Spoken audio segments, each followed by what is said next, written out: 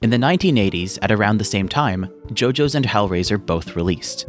Early JoJo's and the pair of Hellraiser movies were about mysterious supernatural artifacts that could pierce parts of a person's brain to let them tap into a power beyond human limits, which would turn them into an undead creature so they could survive having their brain pierced and then go on to convert other people into lesser zombies.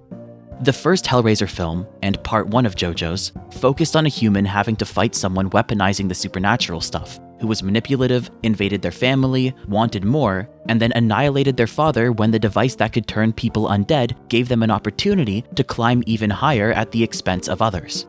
And the second Hellraiser film, along with part 2 of JoJo's, explored the sources of the undead powers, pitting the human protagonists against the ancient beings at the top of their supernatural hierarchies, who treat those greater undeads, the big threats from the first installments, like servants.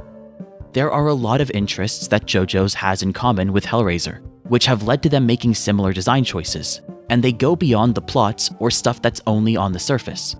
The Stone Mask and Le Marchand box were meant to be instruments the heroes would experiment with, but that the villains could fully embrace and use, because those characters were meant to be people who were never satisfied with what they'd have, and would always want more.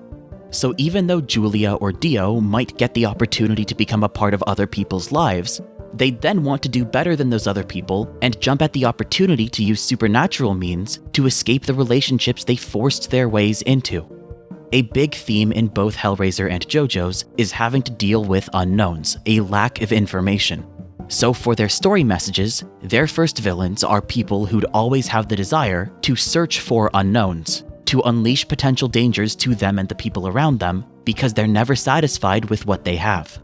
What drives Julia and Dio is selfishness, so while Kirsty and Jonathan try to understand unknowns, the mysterious antiques that they're either treating cautiously or are being forced to deal with, Julia and Dio embrace them whatever the consequences may be. So they are then fittingly granted powers of inequality over others, when it turns out that's what the supernatural stuff operates through.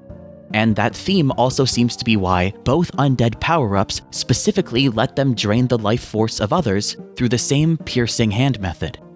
It's not that JoJo's and Hellraiser are products of the same time, because other manga and horror movies don't have these details in common. They're about similar things because their authors are interested in related ideas. In Hellraiser, Kirsty has to try to learn about the mechanisms behind the mayhem that's destroying her life, because there's information she does not know about how the undead work or what she can do to stop Julia and her accomplice Frank. But the action you take to even find out that stuff in the first place, to find out what matters or how you can be responsible, to solve a puzzle, marks you as no longer innocent. So the Cenobites, the ones who hoard and exploit having that information, get to say they have permission to torment you forever, and there are no takebacks.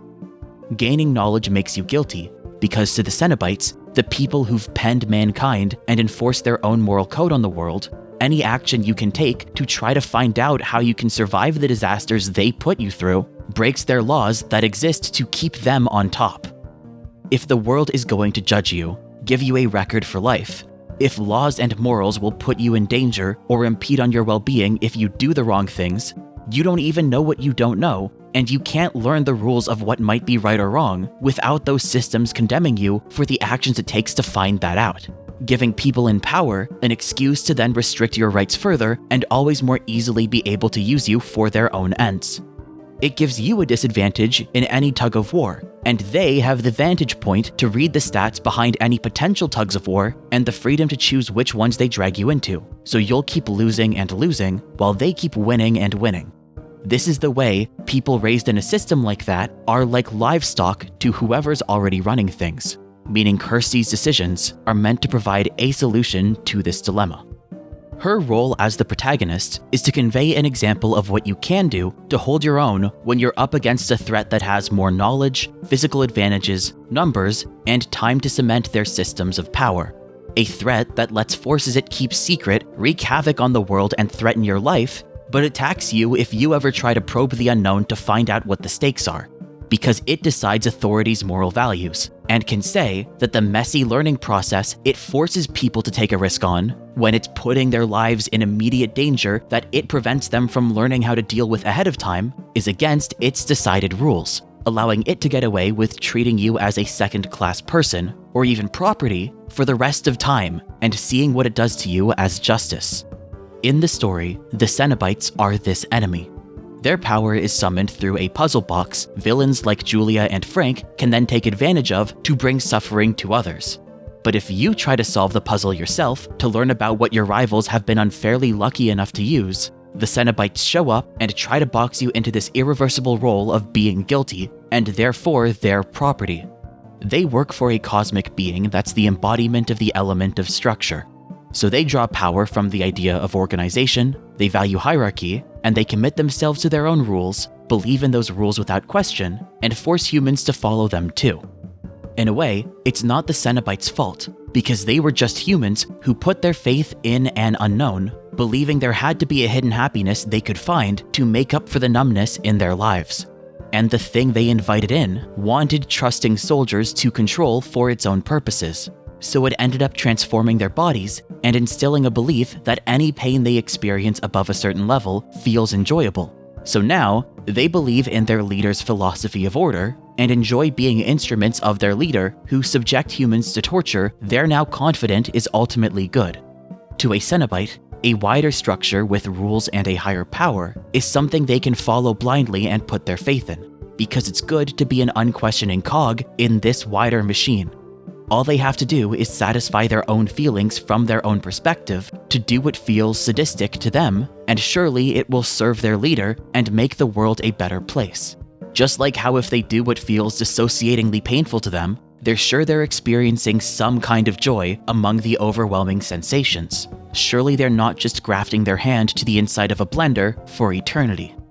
But unless they help their leader turn someone else into another Cenobite, they'll always keep humans in a lower position than they are to exploit them. Because as the comics point out, a structure that comprises people who all value trapping others below them in the same system for personal gain functions like a pyramid scheme. The bad things to do, in Hellraiser's narrative, are to exploit powers of inequality over others and to not try to value, comprehend, or process the stuff you're involved with. It's the same recurring message we see in JoJo's Bizarre Adventure with its villains and plotlines. Both series share the same core philosophy, and going even further, they also give the same core advice. Kirsty is one of the few classic horror movie protagonists who's a real problem solver. Not just a competent survivor, but someone with manga levels of battle strategy and maneuver pulling. She's the type to wind up in a room full of demons she doesn't have time to even start to try to comprehend before they attempt to take her soul, so she immediately convinces them to hold off on that and go after the zombie terrorizing her family instead. She's the type to use the few seconds granted to her by getting pushed back from a Cenobite's attack to run and pick up someone's loose skin from an earlier nearby fight and put it on off-screen so she can then walk up to that all-powerful Cenobite that could obliterate her in a second and pretend to be his girlfriend just to buy enough time for a counterattack. In a way, Kirsty's a lot like Jotaro. Facing enemies with one-shot abilities and mechanics she doesn't know, with eternal torture for her and her family on the line, she'll enter more danger and withstand the continuous pressure just to save everybody. And when she's backed into a corner, she'll still fight because she'll put everything back on the line in an all-or-nothing gamble. She pulls that bluff with the skin in full view of the Cenobite's infinitely wise boss, trusting that it won't pay attention in time and that the Cenobite only regards people on a surface level from the very few moments she's had to analyze their personalities. And just like a Jojo, she is a role model for how people should deal with unknowns. The optimal way you can process and deal with something when you see signs of a threat, but its nature, cause, and effect are unclear.